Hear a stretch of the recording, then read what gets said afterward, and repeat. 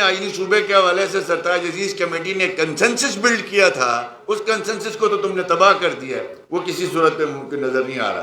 تو ثابت ہوا گلگت بلتستان کے اختیارات ان بزدار 2 کے دور میں منتقل ہو چکے ہیں وزارت امور کشمیر میں۔ گلگت بلتستان میں کوئی ایک اختیار یہاں آیا ہے تو مجھے آپ بتائیں۔ اگلا آپ دیکھ لیں پی ٹی ڈی سیز۔ ہمارے دور میں یہ ایشو اٹھا، ہم ڈیمانڈ کر رہے تھے وفاق کو کہ آپ پی ٹی ڈی سیز کو ایسٹ اینڈ لائبلٹیز کے ساتھ ہمارے حوالے کر دیں، صوبائی حکومت کے حوالے کر دیں، جس طرح چاروں صوبوں کو کیا ہے۔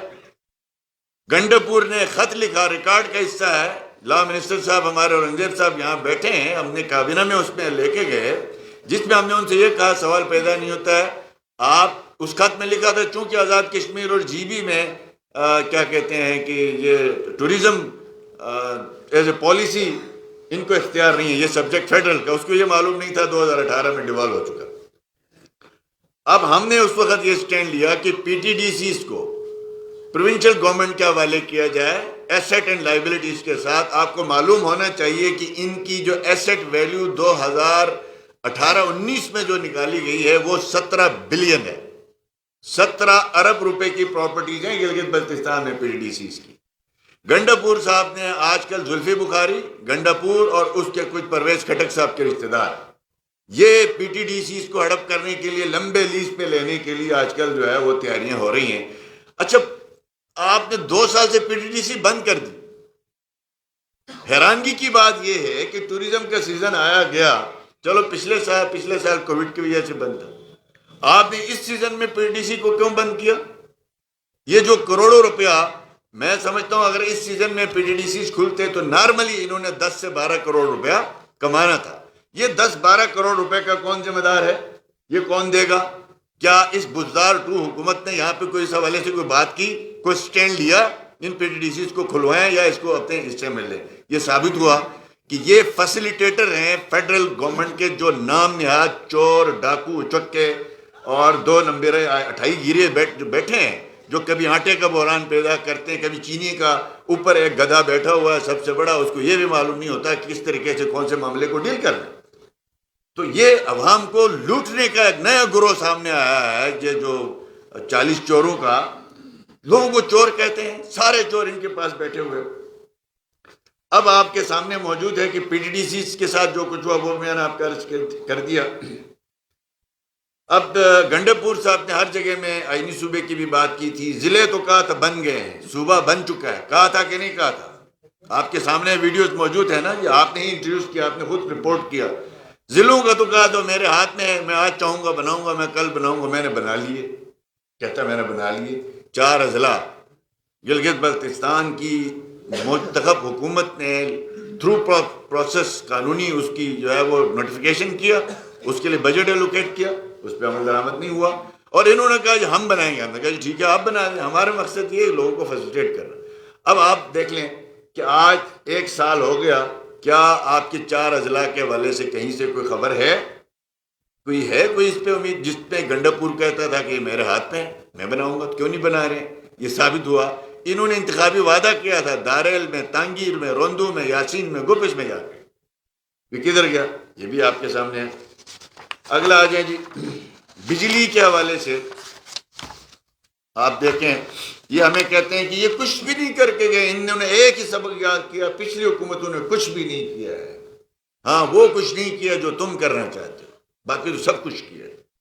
اب اس میں 2020 کے حوالے سے جب ہم نے حکومت چھوڑی تھی تو اس وقت گلگت بلتستان کے اندر 150 میگا واٹ کے قریب جو نئے پرانے منصوبے ہمارے طور پہ جاری تھے، ہم آئے تو 70 میگا واٹ سے 72 میگا واٹ ٹوٹل آپ کی انسٹال کیپیسٹی تھی، اور اس کو ہم لے کے گئے 162 سے 63 میگا واٹ تک انسٹال کیپیسٹی کو، اور اس کے علاوہ ہمارے تقریباً 34 میگا واٹ کا ایک ہے اور 35 کے ایک ہے، یہ ٹوٹل ملا لیں بلتستان گلگت دیامر تو 60 میگا واٹ کے پاور پروجیکٹ ہمارے اس وقت جو ہے وہ پائپ لائن پہ تھے۔ اس میں سے 3-4 جو گلگت شہر کے حوالے سے ہم آتے ہیں تو وہ بڑے اہم تھے، یعنی اس میں 3.2 میگا واٹ نومل بٹوٹ، 6 میگا واٹ آپ کا کرگا، اور 500 KVA کا چھموگڑھ، 100 KVA کا گاشو اور 100 KVA کا پہوڑ، یعنی یہ آپ ملا لیں تو یہ 10 میگا واٹ بنتا ہے۔ بگروٹ کا 3 میگا واٹ ملا لیں تو 10 سے 11 میگا واٹ۔ ان کا سول سٹرکچر 2019 میں کمپلیٹ ہو چکا ہے۔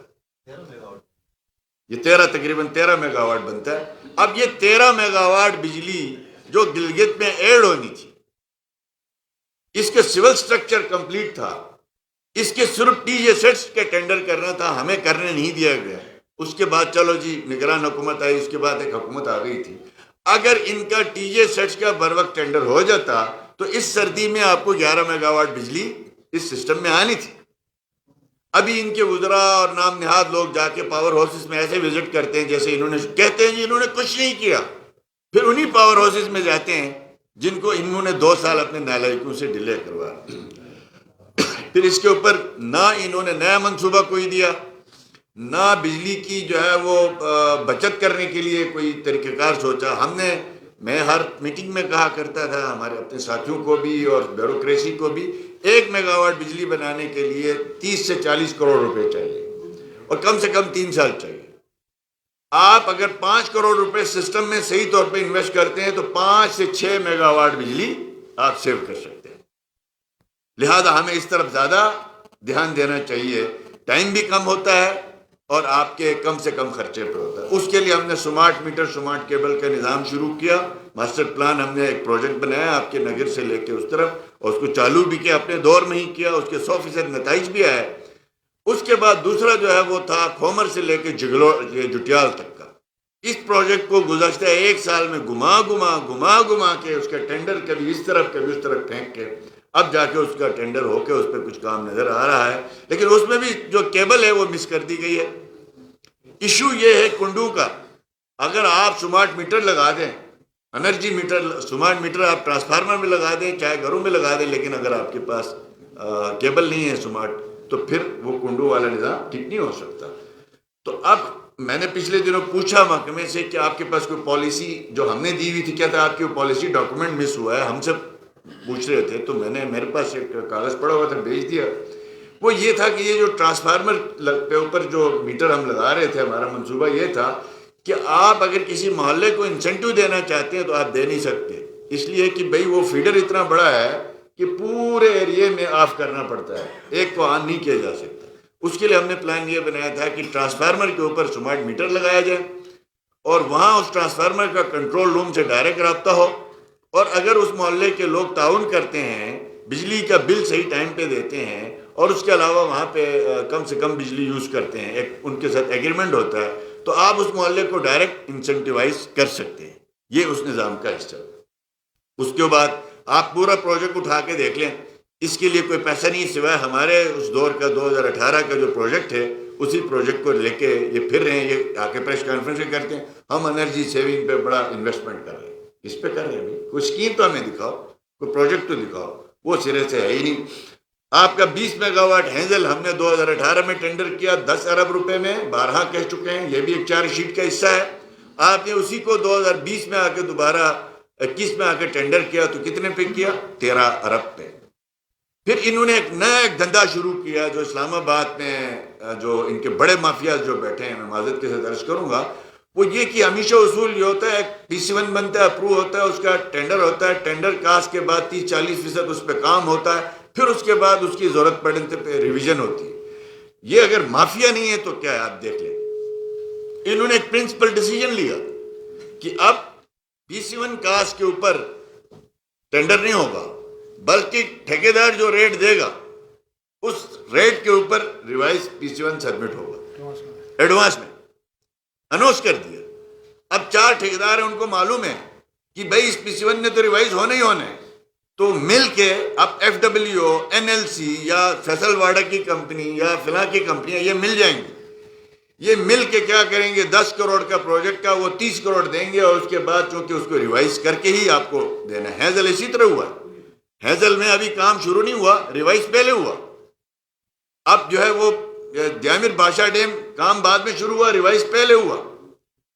اب ابھی اسی طریقے سے آپ کا جو گلگت چترال روڈ ہے، اس میں جو ہے وہ ٹینڈر کاس ٹھیکیدار کے بڈ کے اوپر چھوڑی گئی ہے، جو بٹ دے گا اس کے اوپر ریوائز ہوگا. اور بھائی یہ کس طرح کا دھندا ہے؟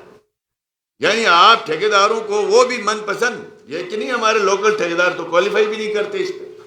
یہ خطرناک کام ہو رہا ہے، یہ خطرناک کام ہو رہا ہے. اسی کے ساتھ بجلی کے حوالے سے آپ دیکھ لیں کہ یہ آپ کے سامنے ہے کہ پھر انہوں نے یہ فیصلہ کیا کہ ہم جو ہے وہ رینٹ پہ جنریٹر خریدیں. ہم نے ایک رکھا تھا ڈیزل جنریٹرز بیک اپ کے لیے، ہمیشہ کے لیے. ہماری ٹوٹل صوبے میں کم سے کم 16 سے 18 میگا واٹ بجلی ڈیزل پہ دستیاب ہونی چاہیے ایمرجنسی ہونے کی صورت میں. انہوں نے اس پروجیکٹ کی بجائے اس کو ایک طرف رکھ دیا، اور ادھر چونکہ سی ایم ڈائریکٹیو ایشو ہو گئے کہ آپ رینٹ پہ جنریٹر لے لیں. اب آپ مجھے بتائیں کہ رینٹ پہ جب جنریٹر لیے جائیں گے تو وہ آپ کے ایسٹس تو نہیں بنیں گے. آج چلیں یہ سردیاں آج اچانک تو نہیں آئی ہیں نا، ٹائم پہ آئی ہیں اپنی. تو 1 سال ہو گیا اس حکومت کو، لینا تھا تو آپ 6 مہینے کیوں نہیں لے لیا؟ آپ نے 2 مہینے پہلے کیوں نہیں لیا؟ اس حکومت کا سب سے بڑا مسئلہ یہ ہے اس کو موسم کا بھی پتہ نہیں ہے، کیونکہ ان کا لیڈر کہتا ہے اس ملک میں 12 موسم ہوتے ہیں. پھر کس موسم کو گنتی کرے؟ یہ ایسا ایولہ ہمیں ملا ہے، ایک ایسا کریکٹر ملا ہے ملک میں جو آج تک تلا ہوا ہے کہ اس ملک میں 12 موسم ہے. تو اب ان کو یہ معلوم تھا کہ بھائی یہ اکتوبر کے بعد بجلی کا کرائسس شروع ہوتا ہے، تو آپ نے جناب یہ جون میں شروع کیوں نہیں کیا، جولائی میں شروع کیوں نہیں کیا؟ ابھی تک ان رینٹ کے جنریٹروں کا بھی کسی قسم کا کوئی ٹینڈر نہیں ہوا. اگر ہو بھی جاتا ہے وہ مارچ میں آ جاتے ہیں، تو اس کا کیا فائدہ؟ اس کا کون ذمہ دار ہوگا؟ اس میں بہت بڑی کرپشن جو ہمارے حساب سے انوالو ہے وہ یہ ہے، میں آج آپ کے سامنے عرض کرتا ہوں. ایک یہ جو نیٹو کو بجلی کے جنریٹر سپلائی کرنے والی ایک کمپنی ہے، نیٹو کو افغانستان میں، ان کے کسی ایک وزیر کے ساتھ فیڈرل لیول پہ طے ہوا کہ یار میرے پاس یہ 25 میگا واٹ کے ڈیزل جنریٹر پڑے ہوئے ہیں، یا آپ ان کا کوئی کھپت نکال لیں.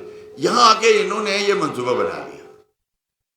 اب یہ وہ لوگ جو پرائم منسٹر اپنے آپ کو پرائم منسٹر ٹاسک فورس کے انچارج کے لا رہے انرجی کے، وہ کیا چیف سیکرٹری سے انہوں نے 2 میٹنگیں نہیں کی ہیں؟ دباؤ نہیں ڈالا چیف سیکرٹری پہ؟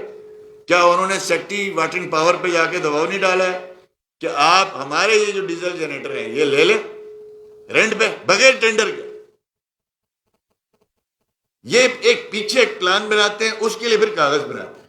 انہوں نے ایسے ہی کیا. وہ جو نیٹو کے لیے افغانستان میں بجلی دینے والی ایک کمپنی تھی، اس کے ساتھ معاہدہ طے کر کے یہاں پہ فراڈ کیا جا رہا ہے. جس طرح کے بڈ آج کل وہاں ٹھیکیداروں نے ایشو کیے ہیں، یہ 1.5 ارب کا پروجیکٹ بنتا ہے، 1.5 ارب کا. اس میں جو کانٹریکٹرز وہاں سامنے نظر آ رہے ہیں، جن ان کے کاغذات نظر آ رہے ہیں، وہ تو آپ کے 2-4 ٹرانسفارمر دینے کے علاوہ اس کے علاوہ ان کی کیپیسٹی نہیں ہے. اب کل آپ ان کو پری کریں گے، ان کے نام پہ آپ کی دھندا کریں گے. یہ بھی آپ کے سامنے ہے، یہ ریکارڈ کا حصہ ہے کہ میں کہتا ہوں چیف سیکرٹری صاحب تردید کر دیں. کیا ان کے اوپر دباؤ نہیں ڈالا گیا؟ ان سے جا کے پرائم منسٹر آفس سے جا کے لوگ نہیں ملے ہیں ٹاسک فورس کے؟ کیا جا کے ان سے نہیں ملے ہیں جو سیکرٹری پاور سے؟ کیا انہوں نے یہ آفر نہیں دیے؟ یہ پہلے سے ایک منصوبہ طے نہیں تھا؟ یہ زبان زد عام ہے. تو یعنی 1 سال گزر گیا، اس 1 سال کے اندر اس حکومت نے آپ کے اس سسٹم میں کوئی 1 میگا واٹ بجلی سسٹم میں شامل کی ہو تو ہمیں دکھائے. کوئی 1 میگا واٹ سیو کرنے کے لیے کوئی منصوبہ دیا ہو تو وہ ہمیں دکھائے. کسی قسم کی کوئی منصوبہ بندی نہیں ہے سوائے جناب. اب سب سے بڑا ظلم کیا ہے؟ اب آپ دیکھ لیں، اسی میں آپ کو بتاتے ہیں کہ ہمارے یہ میں آفیشلی یہ بات کر رہا ہوں، یعنی اسٹیٹمنٹ ہماری جو ہوگی وہ سیاسی نہیں ہے. میرے پاس پچھلے دنوں فائنانس کے کچھ دوستوں سے میں نے پوچھا، سیکرٹری فائنانس ریٹائر ہو کے گئے ہیں، مجھ سے مل کے گئے ہیں، آ کے پوسٹنگ ہو گئی ہے ان کی. آپ دیکھ لیں کہ حکومت کے پاس جو بجٹ کے پیسے ہیں، ہمارے دور میں ہوتے تھے جو گورنمنٹ ایکسپینڈیچر کے لیے تنخواہوں کے علاوہ 3 سے 3.5 ارب روپے ہوتے تھے، جس سے گورنمنٹ ایکسپینڈیچر کیے جاتے تھے سیلریز کے علاوہ. اب اس وقت صورتحال یہ ہے کہ ان کے پاس 14 ارب روپے ہیں. کس کے لیے؟ تنخواہوں کے علاوہ government expenditure, T A D A, گاڑیاں اور فیول، اور یہ جو روزمرہ کے اخراجات جو حکومت کے ہوتے ہیں. 7.5 کروڑ روپے اس 1 سال کے اندر جو پی ٹی آئی کے فیملیز یہاں پہ آئی ہیں، وزراء کی، مختلف ان کے یار دوستوں کی، ان کو ریسٹ ہاؤسز، ہوٹلز اور گاڑیوں کے اوپر گھمایا پھرایا جو گیا اس سیزن میں، اس کا بل مختلف محکموں سے اندازے کے مطابق 7.5 کروڑ روپے ہے۔ صرف ان کے جو مدینہ کے ریاست کے مہمانوں کے جو ہے نعوذ باللہ ان کو پالنے کے لیے آپ کے 7-8 کروڑ روپے۔ پھر آپ آتے ہیں جی اس کے علاوہ پھر اس میں پریکیورمنٹ کے لحاظ سے آپ دیکھیں، آپ ایک طرف 7-8 کروڑ روپیہ آپ لگا رہے ہیں وی آئی پیز کے فیملیز کو لک آفٹر کے لیے، اپنے ذاتی دوستوں کو لک آفٹر کریں۔ 10-10 20-20 گاڑیاں آپ کے سوشل میڈیا میں آتا رہا کہ باقاعدہ جی اے ڈی نوٹیفیکیشن نکالتا تھا، یہ گاڑی اس کو دے دو، یہ گاڑی اس کو دے دو، یہ تو ریکارڈ کا حصہ ہے۔ اب اس کے علاوہ میڈیسنز ہاسپٹلز کے، یہ بڑا اہم ہوتا ہے چونکہ ہمارا دور دراز علاقہ ہے۔ آپ الحمدللہ پہلے اگر 40% لوگ علاج کرانے کے لیے اسلام آباد جاتے تھے، ابھی 20% جاتے ہیں چونکہ ہاسپٹلز بن گئے، اسپیشلسٹ یہاں آ گئے ہیں۔ اب 80% لوگ تو آپ کے انہی ہاسپٹلز میں ہیں۔ اب یہاں صورتحال یہ ہے کہ ہم نے اپنے دور میں جو دوائیوں کی پرچیزنگ تھی اس کو سینٹرل پریکیورمنٹ کا نام دیا تھا تاکہ ڈسٹرکٹ وائز اس کے پرابلم زیادہ آتے تھے، اور انشور کرتے تھے کہ ہم ہر سال جو ہے وہ جولائی اینڈ تک میڈیسن جو ہے وہ پہنچے، ادروائز ہاسپٹلس کو گرانٹ ایشو کرتے تھے۔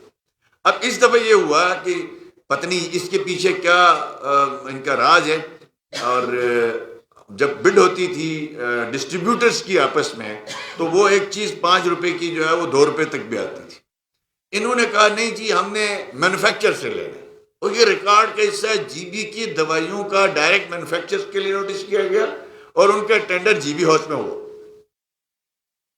اب وہاں پہ جتنے مینوفیکچرز ہیں ان سب نے آپس میں بیٹھ کے طے کیا ہے، آپس میں بیٹھ کے یہ طے کیا پیناڈول آپ نے دینا ہے، پونسٹان میں نے دینا ہے، فلاں دوائی فلاں 17-18 آپ نے مینوفیکچرز ہیں، ان کو پتہ ہے ادھر اور کوئی ڈسٹریبیوٹر ہے نہیں۔ انہوں نے ہر ایک نے ایک ایک آئٹم لے کے 1 روپے کی جگہ میں 10 روپے ریٹ رکھے۔ ابھی کون سا مہینہ ہے؟ نومبر، آج 19 تاریخ ہے، ابھی تک اس سال کے میڈیسن پرچیز نہیں ہوئے۔ آپ جس ہاسپٹل میں جاتے ہیں وہاں رونا، کل سی ایم خود گیا ادھر نام نہاد یہ سی ایم جو ہے، وہاں پہ شکایت کی گئی اسپتال میں دوائی نہیں، اس نے کہا جی جلدی کریں جی یہ ٹینڈر جلدی کریں۔ وہ بھائی آپ نے 5 مہینے گزار دیے، اب آگے 2 یا 3 مہینے تو سردیوں کے اتنے شدید ہیں کہ آپ فار فلانگ ایریاز میں تو وہ میڈیسن بھی نہیں پہنچا سکیں گے۔ یعنی پورے سال کے لیے آپ نے لوگوں کو دوائیوں سے محروم کر دیا، اور 14 ارب روپے کا بجٹ آپ نے رکھ دیا گورنمنٹ ایکسپینڈیچر کے لیے۔ اس سے بڑا ظلم اور کیا ہوگا؟ ہم پوچھتے ہیں کہ آپ نے یہ کہاں سے یہ آئیڈیا لایا؟ اب یہاں پہ کورٹ میں گئے ہیں ڈسٹریبیوٹرز، یعنی ایک کنٹروورسی آپ نے پیدا کی۔ ہمارے اورنگزیب صاحب بتا رہے تھے ابھی ڈسٹریبیوٹرز کورٹ میں ہے، کورٹ کا کوئی تفصیلی فیصلہ بھی آنے والا ہے آپ کے سامنے۔ اب آپ آگے چلتے ہیں، یہ تو آپ کے سامنے دوائیوں کے حوالے سے آپ کے سامنے عرض کیا۔ ملازمتوں کے حوالے سے آتے ہی انہوں نے کیا فیصلہ کیا؟ پابندیاں لگا دی ملازمتوں پہ، بین۔ ہم نے جب حکومت چھوڑی تھی تو اس وقت سرکاری جو ملازمتیں 3400 کے قریب کریڈٹ پوسٹیں ہم چھوڑ کے آئے تھے، 3400، جن پہ ہم نے کچھ بھرتیاں کی تھی، کچھ 3400 اس لیے رہ گئے کہ ہمارے جو کورونا کی وجہ سے ریکروٹمنٹ نہیں ہو سکی۔ آپ نے بین لگا دیا آتے ہی۔ آپ کے ہاسپٹلز کی جابس ہیں وہ اسکولوں کی ہیں، ڈسپنسریوں کی ہیں، تو آپ نے ابھی تک اس جاب کو لفٹ نہیں کیا۔ اب یہ سی ٹی ایس پی جس کے ہمارے اوپر الزام لگاتے تھے کہ بھئی یہ جو ہے وہ ان کے ساتھ ملی ہوئی ہے، تو بھئی اب آپ فریش بڈ کروا لیں، آپ ٹرانسپیرنٹ طریقے سے جو ہے وہ کسی نہ کسی جو ایجنسی ہے اس کو آپ لے لیں۔ ابھی تک یہ پروسیس بھی نہیں ہے آپ کے سامنے ہے۔ پھر یہ ریکارڈ پہ میرا چیلنج ہے، عمران خان کی حکومت آئی 2018 میں سلیکٹڈ اسلام آباد میں، اس سے لے کے آج تک پچھلے دنوں کہتے ہیں جی ہمیں 4000 پوسٹیں ملی، ابھی تک ایک پوسٹ فیڈرل گورنمنٹ نے ہمیں نہیں دی۔ ہم نے اپنے بجٹ سے پیسے پوسٹیں جو ہے وہ کریٹ کرتے رہے اپنی انکم میں سے، یہ بھی ریکارڈ کا حصہ ہے۔ یعنی ملازمتوں کے دروازے بھی بند، مہنگائی آسمانوں پہ، ہر چیز ڈبل۔ آپ نے نوجوان ہر روز ہزاروں کی تعداد میں آتے ہیں، ان کے لیے کوئی انتظام سرے سے نہیں کیا۔ اور آپ کی فیڈرل پبلک سروس کمیشن، بڑی خطرناک بات یہ ہے کہ اس ملک میں اس حکومت جو سلیکٹڈ خان کی لائی گئی ہے، جنہوں نے لایا ہے اللہ پاک ان سے حساب لے گا دنیا میں بھی اور آخرت میں، کہ ہمارا کوئی پرابلم نہیں ہے، لیکن جو لوگوں کے ساتھ سلوک ہو رہا ہے. آپ دیکھ لیں اس ملک میں 2 ادارے بڑے کریڈیبل سمجھے جاتے تھے، ایک ایف پی ایس سی اور ایک یہ اینٹی ٹرسٹ والا نظام. اس کے بارے میں بڑا کہا جاتا تھا، آج تک کوئی انگلی نہیں اٹھی تھی. ان کے دور میں ایف پی ایس سی کے پیپر لیک ہوئے کہ نہیں ہوئے یہاں سے؟ یعنی ایف پی ایس سی متنازع ہو گئی. ایف پی ایس سی کو بھی انہوں نے ایک کریڈیبل ادارہ، اس ادارے کی بھی ساکھ آپ نے خراب کر دی. اب اس کے بعد ایم ڈی کیٹ کا ٹیسٹ اسلام آباد میں اس دن ہم تھے، وہاں سے ہم گزر رہے تھے وہ ڈی چوک سے، تو کچھ گلگت کے لڑکوں نے بھی ہمیں روکا، نیچے اترے تو وہاں سینکڑوں لوگ بیٹھے ہوئے تھے، تو فیملیز بھی تھی. ہم نے پوچھا کیوں بیٹھے ہیں؟ انہوں نے کہا جی اس لیے کہ جی ہمارے ساتھ زیادتی، وہاں پہ ٹاپر بیٹھے ہیں وہ اینٹی ٹیسٹ میں فیل ہیں. ہمارے دور حکومت میں اینٹی ٹیسٹ کی فیس تھی 750 روپے، اور انہوں نے کیا کیا؟ اس کو آؤٹ سورس کر دیا خان صاحب نے. کس کو کیا؟ شوکت خانم کو، ڈونیشن دینے والی شخصیت کو. اور اس کو آؤٹ سورس کرنے کے بعد اس کی فیس کتنی رکھی گئی؟ 6000. یعنی 600 روپے سے 6000.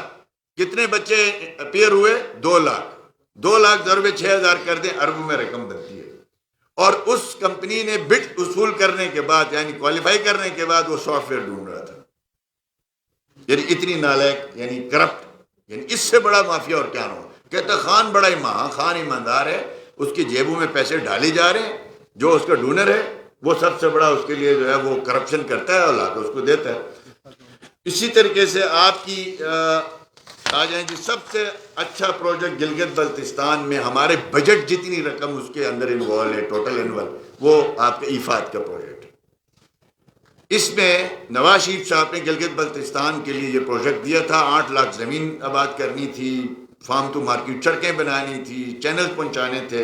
الحمدللہ ہم نے اس میں تقریباً لگ بھگ کوئی 2 لاکھ سے زیادہ کنال زمین آباد کی اپنے دور میں، گزر میں، گھانچے میں، چلاس میں اور رستور میں. اور پھر پورے صوبے میں اس کو لاگو کر کے ہم گئے. اور یہ بڑی تیزی سے، بڑی رفتاری سے یہ پروجیکٹ چل رہا تھا، اس لیے کہ اس پروجیکٹ کے پیسے ہم نے ریٹرن نہیں کرنے، یہ فیڈرل گورنمنٹ نے دینے ہیں جہاں سے لون لیا ہے، ہم نے نہیں دینے. اس پروجیکٹ کے ساتھ کیا سلوک ہوا؟ کہا جی وہاں پہ جو بیٹھے ہوئے ہیں احسان اللہ میر صاحب، وہ باقی ٹیم، وہ نون لیگ کی ہے. اور بھائی ٹھیک ہے آپ صحافیوں میں یہ تقسیم کرتے ہو، باقی لوگوں میں کرتے ہو، خدا کا خوف کرو. گورنمنٹ کے آفیشلز کو بھی اگر آپ اس طرح تقسیم کریں گے تو کام کیسے ہوگا؟ آپ نے ان کو اٹھا کے باہر پھینک دیا. وہ ایک پروسیس کے ذریعے، ایک انٹرویو کے ذریعے، ایک ٹرانسپیرنٹ طریقے سے آپ کے بین الاقوامی اداروں کی موجودگی میں ان کی سلیکشن ہوئی تھی. زبردست طریقے سے وہ آپ کا کام چل رہا تھا، 100% میرٹ پہ کام چل رہا تھا. آپ نے ان کو بند کر دیا. نتیجہ کیا نکلا؟ آج 1.5 سال میں ایفات کا ایک پروجیکٹ، ایک اینٹ نہیں رکھی گئی. یعنی جو پروجیکٹ فائنل پوزیشن میں تھا اس میں جناب آپ کے 5-6 لاکھ خرچہ ہونا تھا، مینجمنٹ آپ نے ختم کر دی. آپ نے ایک سرکاری افسر وہاں بھیجا، اس افسر نے وہاں پوزیشن دیکھ لی اور اس نے کہا جی میں ریزائن کر سکتا ہوں، میں یہ کام نہیں کروں گا. اس لیے کہ بھئی ایک پورا دستوری نظام. آپ کو پھر ذلیل و خوار ہونا پڑا. پھر سپریم اپیلیٹ کورٹ نے اور چیف کورٹ دونوں نے جو آپ کے فیصلے کو ردی کی ٹوکری میں پھینکا اور ان کو بحال کر دیا. کیا فائدہ ہوا؟ کیوں آپ نے 1 سال جی بی کے عوام کا ضائع کیا؟ کیوں آپ نے اتنا بڑا پروجیکٹ جو آپ کے نگر سے لے کے سکردو تک آج 1 لاکھ کنال سے زیادہ زمینیں مزید آباد ہو چکی ہوتی، آپ کی زرعی پیداوار بڑھتی، لوگوں کی غربت میں کمی آتی، صرف اس لیے کہ آپ نے لوگوں کو، حالانکہ نہ وہ ہمارے ووٹر تھے، اس دفعہ ہمیں ووٹ بھی ان لوگوں نے نہیں دیا تھا جو ان کے بڑے تھے، احسان اللہ میر صاحب وغیرہ ہیں. یہ آپ کو مطلب پتہ ہے، سب کو معلوم. یعنی پروفیشنل لوگوں کے ساتھ یہ سلوک. اس کا بھائی موجودہ بزدار CM2 کا بھائی میرے دور میں 5 سال جو ہے اس کا اسپیشل برانچ کا DIG رہا. ہمارے فرمان صاحب مجھ سے تھوڑے بہت ناراض بھی ہوتے تھے. ہم کہتے تھے right man for right job. بہت زیادہ سر. ٹھیک ہے جی. اس کا اپنا سالہ جو ہے وہ میرے پاس ڈپٹی سیکرٹری رہا CM سیکریٹریٹ. ہمیں پتا تھا اس نے ووٹ اسی کو دینے. ہم نے تو کوئی اس طرح کے کام نہیں کیا. آپ نے ایفات جیسے پروجیکٹ کے ساتھ بھی یہ سلوک کیا. منہ کی کھانی پڑی آپ کو. سپریم کورٹ نے اٹھا کے پھینک دیا، اپیلیٹ کورٹ نے آپ کے آرڈر کو. تو یہ ثابت ہوا کہ انہوں نے جو فیصلہ کیا تھا بدنیتی پہ مبنی تھا، اور کورٹس نے رول آف لا کو نافذ کیا، قانون کو. آج الحمدللہ وہ لوگ بحال ہو گئے اور انشاءاللہ امید ہے کہ ان کی انٹرفیرنس کے بغیر انشاءاللہ ایفات پروجیکٹ کو آگے بڑھایا جائے گا. ہمارے اس میں جو پرابلم آئی اس پروجیکٹ کی وجہ سے اب آگے جو ڈونر ایجنسیز ہیں ہماری، جنہوں نے جی بی کو ڈونیشنز دیتے ہیں وقتاً فوقتاً، وہ کہتے ہیں یار آپ کے پاس نظام ایسا ہے، چلتے پھلتے پروجیکٹ کو بھی آپ روک دیتے ہیں، گورنمنٹ کیا چینج ہوتی ہے آپ ہر چیز کو بدل دیتے ہیں، یہ ایک نقصان ہوا۔ گلگت کی ٹریفک کی صورتحال کے حوالے سے ہم نے پچھلے دنوں آئی جی صاحب سے بھی جا کے میٹنگ کی، یہاں پہ سی سی ٹی وی کیمروں کے حوالے سے بھی ہم نے جا کے گزارش کی۔ آپ دیکھ لیں ہمارا پروجیکٹ موجود ہے، 37 کروڑ روپیہ گلگت کے لیفٹ رائٹ مزید جو کیمرے لگانے ہیں اس کے لیے پروجیکٹ موجود ہے، اس کے بٹ نہیں ہو رہا ہے، اس لیے کہ انہوں نے کبھی ایک کو پاس کہتے ہیں، منسٹری کہتی ہے یہ کرو، فلاں یہ کہتا ہے۔ پھر یہاں پہ پیٹرول پمپ ہیں، آپ کے ملٹی سٹوری بلڈنگز ہیں، پلازے ہیں، ان سب کو پابند کیا گیا تھا کہ آپ لیفٹ رائٹ کیمرے لگائیں گے اور اس کو سسٹم کے ساتھ لنک کریں گے، یعنی 500 کیمرے۔ کوئی لا اینڈ آرڈر کی میٹنگ نہیں ہو رہی ہے، اس شہر کو لاوارث چھوڑ دیا گیا ہے۔ پھر اس کے اوپر بڑی ظلم یہ ہے کہ 2017 میں اسمبلی سے لا پاس کیا گیا، جو بھی یہاں پہ بلڈنگ کوڈز نافذ کی گئی کہ جو بھی بلڈنگ بنے گی وہ اپنا پارکنگ دے گی، پارکنگ پلازا بنائیں گے۔ ہم نے انشور کیا ہمارے دور میں جتنے پلازے بنے آپ چیک کر لیں، اگر اس میں سے کوئی ایک بھی ایسا نہیں ملے گا جو باضابطہ اپروو ہوا ہو اور اس کا نقشہ اس میں جو پارکنگ نہ ہو۔ اب بہت سے پلازے ایسے ہیں، یعنی بیڈ گورننس کی یہ حال ہے، پوچھنے والا کوئی نہیں، کہ بہت سے پلازے ایسے ہیں انہوں نے جو پارکنگ کی ان کی سائٹ تھی اس کو انہوں نے سٹور بنا دیا۔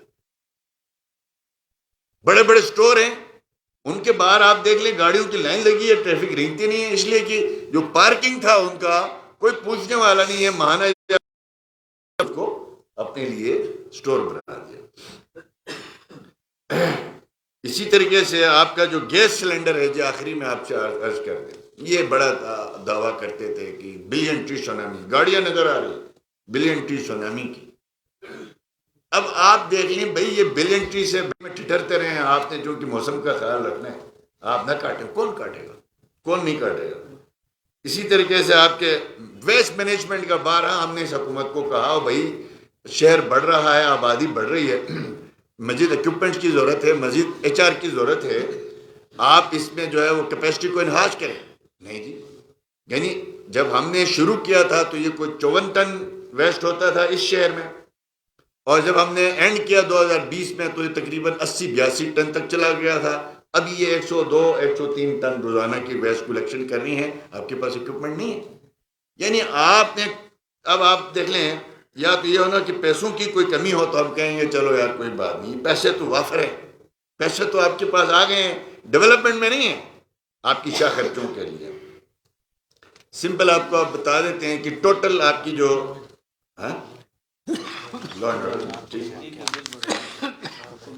یہ لا اینڈ آرڈر کے حوالے سے تو آپ دیکھ لیں کہ جو صورتحال گزشتہ 1 سال میں رہی ہے، اس دوران کتنے واقعات ہوئے ہیں۔ جرائم میں 30% اضافہ ہو چکا ہے شہری علاقوں میں، اور دیہی علاقوں میں 15% اضافہ ہو چکا ہے۔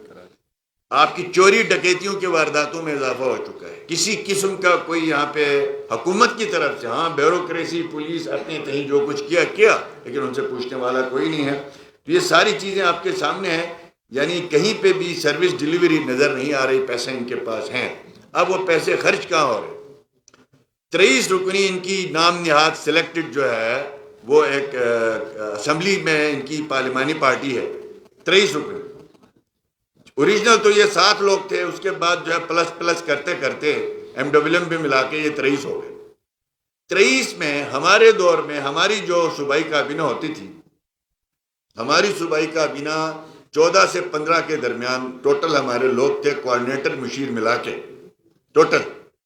آپ دیکھ لیں اس وقت کتنے ہو گئے ہیں جی، آپ کی میڈیا کے تھرو ہم پڑھ رہے تھے کچھ 36، یعنی معاون خصوصی کوارڈینیٹر اور یہ ملا کے غالباً مہتاب صاحب 36 ہے نا جی۔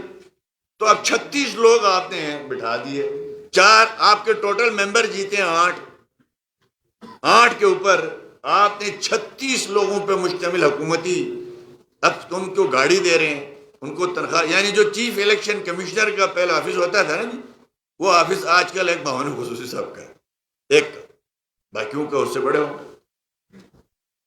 اب آپ دیکھیں سپریم کورٹ آف پاکستان کا فیصلہ ہے، ہائی کورٹ اسلام آباد کا فیصلہ ہے کہ کوارڈینیٹرز اور اس طرح کے لوگوں کو آپ ایگزیکٹو اتھارٹی نہیں دے سکتے، ڈپارٹمنٹ نہیں دے سکتے۔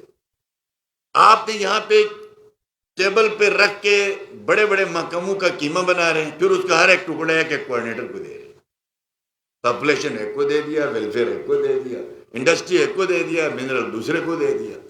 وہ یار ہمارے ڈپارٹمنٹ اتنے چھوٹے ہیں آلریڈی، اتنے چھوٹے ہیں کہ دکھ نہیں بنتا. ہمیں چونکہ ضرورت ہوتی ہے اس لیے ڈپارٹمنٹ کا ایک سیکٹری. اب یہاں پرابلم کیا ہے، منرل کا الگ، انڈسٹریز کا الگ، فلاں کا الگ.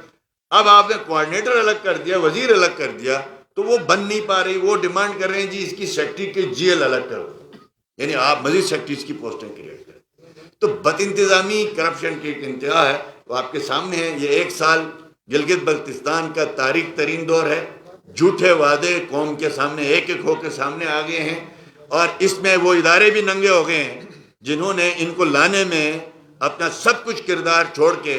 ہم نیشنل ایکشن پلان پہ کام کر رہے تھے، ہم سی پیک پہ کام کر رہے تھے، ہم گلگت بلتستان سے لے کے پورے پاکستان میں میگا انفراسٹرکچر بنا رہے تھے، ہم دہشت گردوں کو نکیل ڈال رہے تھے. یہ دہشت گرد سپورٹ کر کے پیدا کر رہے ہیں.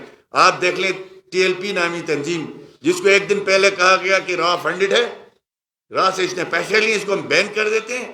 اگلے دن اہتمام و احتشام کے ساتھ ان کے ساتھ معاہدہ کیا جاتا ہے اور سرنڈر کیا جاتا ہے. اور ہم نے ضرب عضب لڑی. ہم اپنی قوم کو ساتھ لے کے الحمدللہ نیشنل ایکشن پلان بنایا نواز شریف صاحب نے. اور آپ نے کیا کر دیا، دہشت گردوں کو آپ نے کھلی چھوٹ دے دی. آپ جس ٹی ٹی پی کے حوالے سے کہتے تھے کہ یہ ہو ہی نہیں سکتا، آج ان کے ساتھ بات چیت کریں. وہ نیشنل لیول پہ ان کے ڈیزاسٹر ہے جو گلگت بلتستان کے ساتھ بھی لنک کرتے ہیں. ہم سمجھتے ہیں کہ اب لے دے کے ان کے پاس ایک ہی چیز رہ گئی ہے، وقت بچا ہے. ان کے پاس فیڈرل گورنمنٹ کا ایک ہی بجٹ آگے آنا ہے، اس میں تو کچھ نہیں مل رہا ہے. ہاں البتہ اس ایک سال میں پروویژنل کانسٹیٹیوشنل پروونس کا بل ٹیبل کر دیں اسمبلی میں. آج تک تو نہیں کیا. آپ کے پاس 5-6 مہینے ہیں. اگر ان 6 مہینوں میں اگر یہ کام بھی آپ نہیں کر سکتے جس کے نام پہ آپ نے فوج کو استعمال کیا، فوج کا جلسہ کیا، آپ نے پاک فوج کے زیر اہتمام جلسہ کیا. اس سال 1 نومبر کو جب ہمیں کہا گیا آپ آئے، ہم نے کہا ہم نہیں آ سکتے. آپ نے پچھلے سال ایک جھوٹ بلوایا وہاں ایک وزیر اعظم سے، اس کا وعدہ پورا کروایا، پھر ہم وہاں آئے. آپ نے 1 نومبر کو متنازع بنا دیا. تو لہٰذا جب تک یہ لوگ یہ کام نہیں کریں گے تو اس کے بعد ان کے پاس 2-4 مہینے کا ٹائم ہے. 2-4 مہینوں میں ان کے پاس جائیں، محنت ترلا کریں، اسمبلی میں بل پیش کریں. یہ جو انہوں نے وعدہ کیا، ہم نے نہیں کیا وعدہ. ہم نے جو وعدے کیے تھے ہم نے پورے کیے. ہم نے کہا تھا ہم اختیارات لائیں گے، ہم لا کے دکھایا. ہم نے کہا تھا کینسر ہاسپٹل بنائیں گے، ہم نے بنا کے دکھایا. ہم نے کہا تھا گلگت سکردو روڈ بنائیں گے، ہم نے کہا تھا نلتر ایکسپریس وے بنائیں گے، ہم نے کہا تھا یہاں پہ شہید سیف الرحمان ہاسپٹل بنائیں گے، ہم نے کہا تھا یہ ضلع بنائیں گے. الحمدللہ وہ ہم نے جو اپنے دور کے وعدے تھے ہم نے پورے کیے. اگر آپ نے اگلے 6 مہینے میں یہ 4 اضلاع اور ساتھ ساتھ آپ نے پروویژنل صوبہ جو پارلیمان کے تھرو بننا ہے، باقی تو صوبہ آلریڈی ہم ہیں انتظامی طور پر نہیں بنا سکتے، تو پھر آپ کو حکومت کرنے نہیں دی جائے گی. پھر آپ کی اینٹ سے اینٹ بجا دیں گے انشاءاللہ. یہ گلگت کے عوام ویسے ہی غصے سے بھرے پڑے، سول سوسائٹی ویسے ہی آپ سے تنگ ہے. آپ کی شاخرچوں سے قوم بیزار آ چکی ہے. ہم جمہوری لوگ ہیں، ہم چاہتے ہیں آپ کو موقع دیں. ہماری جماعت کے ساتھ اور بہت سی جماعتیں ہیں جو رابطوں میں ہیں، اور انشاءاللہ تعالی اگر انہوں نے اپنی روش نہیں بدلی. ہم چاہتے ہیں چھوٹا سا علاقہ ہے، مسائل در مسائل ہیں، ہم کوئی نئے مسائل کریٹ نہ کریں. لہذا یہ اپنی سمت ٹھیک کریں، اپنی نیتیں ٹھیک کریں. اور آپ کے استور میں اس وقت جو آپ کر رہے ہیں سی ایم صاحب، آپ ڈی سی سے ایمرجنسی لگوا رہے ہیں ٹھیکوں میں، اور اپنے رشتہ داروں میں ٹھیکے بانٹ رہے ہیں. بھی ایمرجنسی کس بات کی؟ ڈی سی کو کیوں آپ فورس کر رہے ہیں؟ نیا طریقہ نکالا بغیر ٹینڈر کی کسی کو دینے کے لیے کہ ایمرجنسی لگاؤ جی. تو یہ ان چیزوں سے باز ہے. ہم نے کوشش کی ہے پورے 1 سال میں، ہماری جماعت نے بڑی سنجیدگی سے کہ اس حکومت کو نام نہاد سلیکٹڈ کو ان کے ہم راستے میں زیادہ رکاوٹ نہ بنے، یہ کام کریں، کچھ ڈیلیور کریں. اگر اگلے 6 مہینے میں نہیں کر سکے تو انشاءاللہ تعالی یہ وائٹ پیپر ہے، انشاءاللہ یہ آپ کو سب کو تقسیم ملے گا. سب کا بہت عبوری آئینی صوبے کے حوالے سے اگر پارلیمنٹ کے اندر قومی اسمبلی کے اندر بل پیش ہوتا ہے بحث کے لیے، کیا مسلم لیگ نون اور اپوزیشن جماعتیں خصوصاً مسلم لیگ کی آپ کی کنسرن ہے تو کیا ساتھ دے گی پاکستان تحریک انصاف کا اس بل کے حوالے سے؟ دیکھیں یہ پیش تو کریں نا. اس نے تو ماحول اس لیے خراب کیا خان صاحب نے کہ دیکھیں ہم نے دوبارہ ان سے گزارش کی تھی کہ آپ ورکنگ ریلیشن ٹھیک کریں. گن پوائنٹ پہ تو ووٹ نہیں لیا جاتا, وہ پارلیمان ہے. آپ کو چاہیے تھا خان صاحب کو ورکنگ ریلیشن ٹھیک کرتے. یہ آیا تھا نا عمران خان صاحب جو ہے وہ کشمیر کا سفیر بن کے, آج کلبھوشن کا وکیل بن کے, اس کو تو اس نے دے دیا وہ کیا کہتے ہیں وہ اپیل کا حق بھی دے دیا, NRO بھی دے دیا. آپ نے گلگت بلتستان کے لیے کیا کیا؟ آپ وہاں پیش کرتے گلگت بلتستان کا معاملہ, پھر ہم بات کرتے اپوزیشن سے جا کے. جو موقع تھے وہ جو بھی آپ کے سامنے. اب ہم یہ سمجھتے اگر یہ سنجیدہ ہے تو یہ پہلے پولیٹیکل پارٹی سے بات کریں, اگر نہیں بھی کر رہے ہیں تو پارلیمان میں پیش کریں. اچھا سر یہ بتائیں کہ گزشتہ ایک سال سے بل پیش ہونے جا رہا ہے اسمبلی میں, اس سے پہلے یہ گلگت بلتستان اسمبلی میں پیش ہونا ہے, یہاں سے قرارداد منظور ہونے کے بعد اس کو پیش کرنے کے لیے آگے کا. تو اس میں جو وجاد صاحب کا سوال تھا, یہ بتائیں کہ مسلم لیگ نون اگر یہ بل پیش ہوتا ہے تو مسلم لیگ نون اس بل کی حمایت کرے گی, ہاں یا نہ؟ میں نے پہلے ہی عرض کیا, دیکھیں ہاں اس اسمبلی میں پیش کرنے کا کیا تک بنتا ہے, اس کی کیا نہیں جی, یہ لمبا کر رہے ہیں. خان صاحب اپنا اقتدار پورا کرنا چاہتا ہے, آلریڈی 2/3 میجورٹی سے ہو چکی ہے, پچھلی دفعہ بھی ہوئی, انہوں نے بھی کیا. یہ لمبا اس لیے کر رہا ہے کہ خان نہیں کرنا چاہتا, اپنا ٹائم پاس کر رہا ہے. ہمارے جو اسٹیبلشمنٹ ہے وہ چاہتی ہے یہ ہو, لیکن آج کل اس نے اسٹیبلشمنٹ کی بھی وہ قاعدہ ہی پھاڑ دیا ہے جس قاعدے پہ وہ بیٹھا ہوا تھا. تو اس لیے ہم مفروضوں پہ بات نہیں کریں گے, جب یہ پیش کریں گے تو پھر بات کریں گے. اچھا سر, آپ نے گلگت شہر کے مسائل کی بات کی, تو گلگت شہر کے مسائل تو جب آپ کے دور حکومت میں بھی یہاں پر پانی کے لیے لوگ سڑکوں پر نکلے ہم نے دیکھا, آٹے کے حصول کے لیے یہ لوگ عوام سڑکوں پہ نکلے ہم نے دیکھا. آپ کے دور میں کچھ نہیں ہوا, لیکن اب سردیاں کی آمد ہے, ہم دیکھ رہے ہیں کہ لوڈ شیڈنگ میں موجودہ حکومت کے دور میں کچھ نمایاں کمی ہمیں نظر آ رہی ہے. تو اس بارے میں آپ کیا کہیں گے؟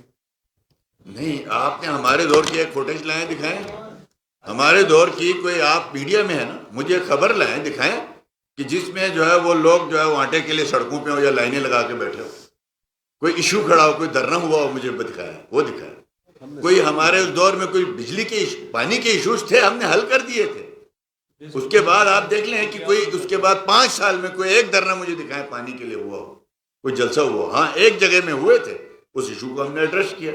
ابھی تو سردیاں شروع نہیں ہوئی ہیں, او بھائی ابھی تو پانی کم نہیں ہوا. پانی کم ہوتا ہے آپ کے 26 نومبر کے بعد کم ہونا شروع ہوتا ہے. ڈیمانڈ بڑی ہے, پانی کم نہیں ہوا, یعنی آپ کی جو سپلائی ہے وہی ہے, ڈیمانڈ ابھی تھوڑی سی بڑی ہے. آپ کی جو حالت ہے آپ کہہ رہے ہیں صحیح ہے. اس وقت آپ کے پچھلے ہمارے دور حکومت میں اس وقت لوڈ شیڈنگ شروع ہی نہیں ہوتی تھی. لوڈ شیڈنگ شروع جا کے نومبر کے اینڈ پہ ہوتی تھی.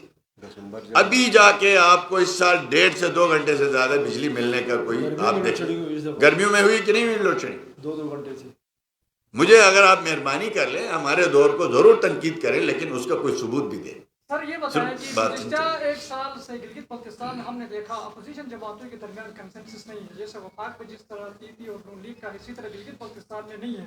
اس کے علاوہ ابھی جو ہے وزیر اعلیٰ صاحب کے ایک میٹنگ, ابھی کوئی خبر ہے کہ کوئی 2 ارب روپے کا یہ جو اسٹرکچر ہے پاور سیکٹر کا, اس کو تبدیل کرنے کے لیے نیبرا سے ان کے کوئی مذاکرات ہو رہے ہیں, اس حوالے سے بھی خیال کوئی ان کی بات چیت ہو گئی ہے. اور اس کے علاوہ گلگت بلتستان میں پچھلے دنوں ایک سابق چیف جسٹس نے ایک انکشاف کیا, وہ چونکہ آپ کے ساتھ بڑے الجھے ہوئے تھے یہاں پہ, اس حوالے سے بھی تھوڑی سی وضاحت کیجیے گا. دیکھیں جو نیپرا والے, میں نے بھی سنا ہے, مجھے ساتھیوں نے بتایا ہوا ہے, نیپرا کا اول تو جی بی میں کوئی کام نہیں ہے. ٹھیک ہے جی, نیپرا ایسی باڈی ہے کہ اس کا گلگت بلتستان میں کوئی اس کی ایگزسٹنس نہیں ہے. گلگت بلتستان نیشنل گرڈ میں نہیں ہے, اس لیے نیپرا کا یہاں پہ کوئی تعلق نہیں ہے. ہاں یہ جو بلایا گیا وہ ان کو اس لیے بلایا گیا کہ ٹیرف کس طرح بڑھانا ہے. ہمیں خبر ملی ہے کہ 7 روپے سے لے کے 8 روپے پر یونٹ, یعنی موجودہ ریٹ کے اوپر بڑھا کے 11 روپے ایٹ لیسٹ کرنا چاہتے ہیں. تو اگر اس کے لیے نیپرا کو یہ بلائیں تو یہ کام تو یہ خود بھی کر سکتے تھے, نیپرا بلا کے کیا کرنے کی ضرورت ہے. تو یہ جب آئے گا فیصلہ آپ کے سامنے نظر آئے گا. پاور پالیسی کی بات کرتے ہیں, جو جی بی گورنمنٹ کب کی پاور پالیسی اپروو کر چکے, منسٹری نے نوٹیفیکیشن کر رہے ہیں, وہ نوٹیفیکیشن گنڈپور روک کے بیٹھا ہوا ہے. یعنی جو آپ نے پرائیویٹ سیکٹر کو یہاں الاؤ کرنا ہے بجلی کے لیے, پاور ہاؤسز لگانے کے لیے, اس کے لیے آپ کی پاور پالیسی چاہیے, اس کے لیے افیشیل نوٹیفیکیشن چاہیے. جو منسٹری گنڈپور صاحب روک کے بیٹھے ہیں وہ ایشو کر دیں. آپ کے یہاں پرائیویٹ سیکٹر میں لوگ آئیں گے, بجلی بنائیں گے, آپ کو بیچیں گے. اس کے لیے پھر آپ کو یہاں پروونشل نیپرا چاہیے ہوگا کہ آپ نے پرائیویٹ سیکٹر سے بجلی خریدنی ہے کس ریٹ پہ. تو فی الحال تو پیپر کا یہاں مجھے نہیں سمجھ آتا کہ یہ کیوں آیا ہے اور کس نے دعوت دی ہے. اگر انہوں نے یہاں پہ اس لیے نیپرا کو بلایا ہے کہ نیشنل لیول کا ٹیرف جو ہے اس کو یہاں نافذ کرنا ہے, تو یہ ہم افورڈ نہیں کر سکتے, نہیں یہ قوم یہ ہونے دے گی. ہاں جسٹیفیکیشن قسم کا اضافہ ہو جس میں لوگ افورڈ کر سکتے ہوں. مہنگائی آسمان پہ پہنچ گئی ہے, تو میں سمجھتا ہوں کہ یہ بالکل ہی ایک فضول پریکٹس ہے. ان کو ایشوز کی سمجھ نہیں ہے. ڈپارٹمنٹ سے جو کنسرن لوگ ہیں ان سے یہ بریفنگ لیں, انشاءاللہ تعالیٰ بہتری ہوگی. اپوزیشن کے ساتھ دیکھیں, ہمارے جو اپوزیشن لیڈر ہیں بدقسمتی سے ان کی طبیعت میں ایسی بات نہیں ہے کہ وہ لوگوں کو ساتھ لے کے چل سکیں. ان کا فرض بنتا ہے کہ وہ ورکنگ ریلیشن ٹھیک کریں اپوزیشن کی پارٹیوں کے ساتھ بھی. جہاں پہ اس کو موقع ملتا ہے وہ ہم پہ الزام لگا دیتا ہے, ہم ان کے قائل نہیں ہیں. اور یہ پچھلے دنوں آپ کے اخبارات میں خبریں بھی چلی کہ اپوزیشن لیڈر تبدیل, ایسی کوئی بات سرے سے ہماری جماعت نے سوچی ہی نہیں ہے. نہ کہیں کوئی مشورہ ہوا, نہ جو 2 جماعتوں سے ہم نے ووٹ لیا ہے کونسل میں, نہ انہوں نے ایسی کوئی ڈیمانڈ ہم سے کی ہے. یہ بیس لیس قسم کی خبریں تھیں. ہاں جب اگر ضرورت پڑے گی تو انشاءاللہ تعالیٰ مشورے سے پیپلز پارٹی نون لیگ سارے بیٹھیں گے. اگر امجد صاحب سنیں آج کل واپس جا رہے ہیں ادھر, وہ کہہ رہے ہیں جی میں نے پریکٹس شروع کرنی ہے, تو پریکٹس جب شروع کرنی ہے انہوں نے تو لازمی بات ہے اس نے پھر وکالت کرنے کے لیے آپ کو اپوزیشن لیڈر سے ریزائن کرنا پڑتا ہے. خود چھوڑنا چاہے تو الگ بات, ہماری طرف سے کوئی ایسی کوئی بات نہیں ہے. رانا شمیم صاحب کے حوالے سے ٹھیک ہے ہمارے اختلافات پنشن کی وجہ سے تھے. ہم چاہتے تھے 3 سال کانٹریکچوئل جو جاب ہے اس کو پنشن نہیں ملنی چاہیے. ہم اس پہ آج بھی سٹینڈ کرتے ہیں اور ہم نے اس کو نوٹیفائی بھی کروایا. اور ہم سمجھتے تھے 65 سال ایج ہونی چاہیے, وہ ہم نے کروایا. ہم سمجھتے تھے ایکسٹینشن نہیں ہونی چاہیے, ہم نے کروایا. رانا شمیم نے ہمیں کبھی نہیں کہا کہ مجھے ایکسٹینشن چاہیے.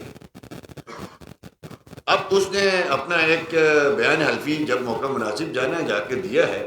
کچھ لوگ سوال کرتے ہیں کہ بھئی اگر آج سے 2 سال پہلے جب یہ معلوم تھا تو اس وقت کیوں نہیں بتایا, آج کیوں بتایا؟ تو شوکت عزیز صدیقی اور جسٹس ارشد ملک نے پہلے بتایا تھا. ان کے ساتھ جو سلوک ہوا اس سے یہ ڈر گئے. انہوں نے کہا نہیں میں موقع مناسب دیکھ کے کروں. ٹھیک ہے جی, اوکے جی, بہت شکریہ.